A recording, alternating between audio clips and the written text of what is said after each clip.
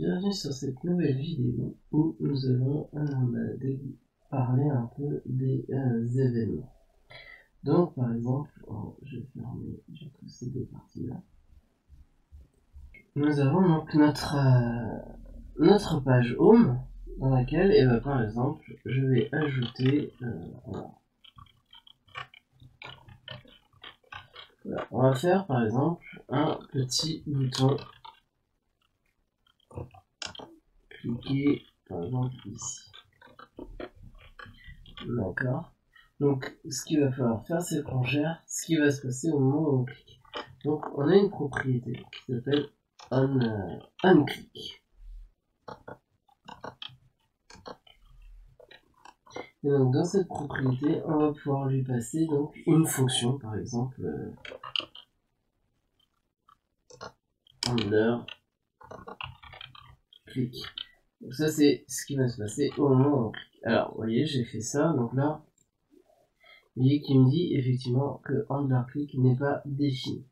Donc, comment est-ce qu'on va pouvoir le définir? On va aller ici dans notre composant et on va du coup définir cette fonction. Donc là je vais mettre E qui va donc je vais appeler event qui va donc être l'événement. Donc ce qui va m'intéresser, je vais d'abord faire un console log ici et je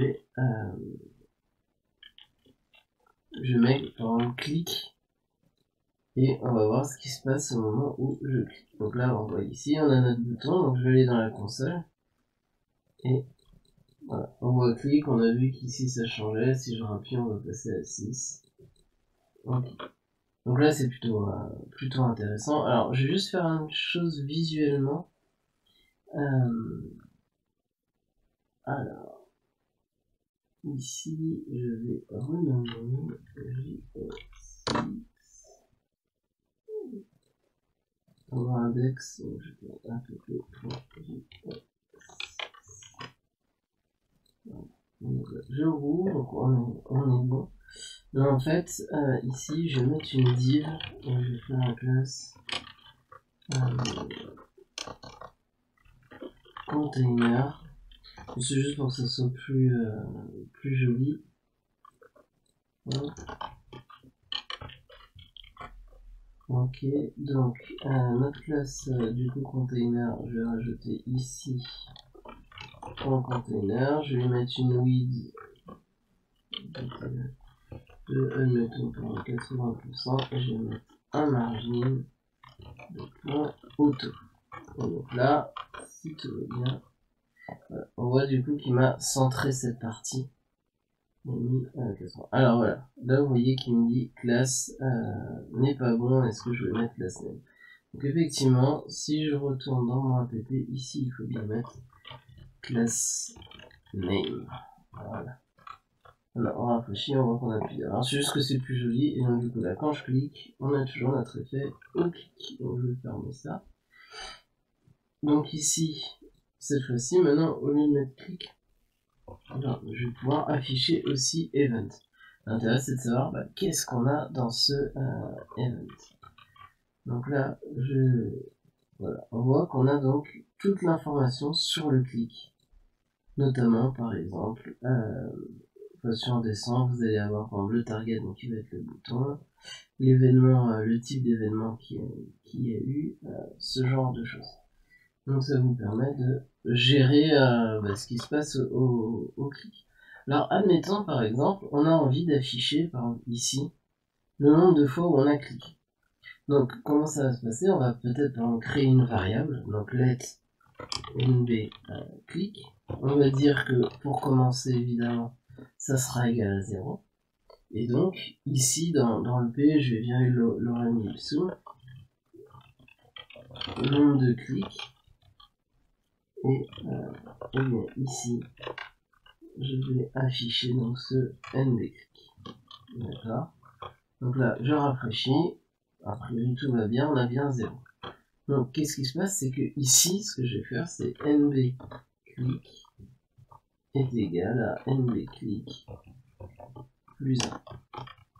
Ok, donc là je rafraîchis Et là, vous voyez que quand je clique, alors on va vérifier quand même que le clic se passe toujours bien, mais il n'y a pas de raison.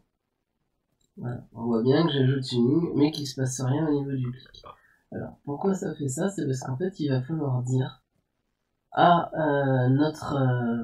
il va falloir dire à React que le state, en fait, l'état de notre composant a changé pour pouvoir, pour faire en sorte qu'il puisse rafraîchir la vue. Donc pour ce faire, on va devoir ajouter ici, utiliser ce qu'on appelle un hook.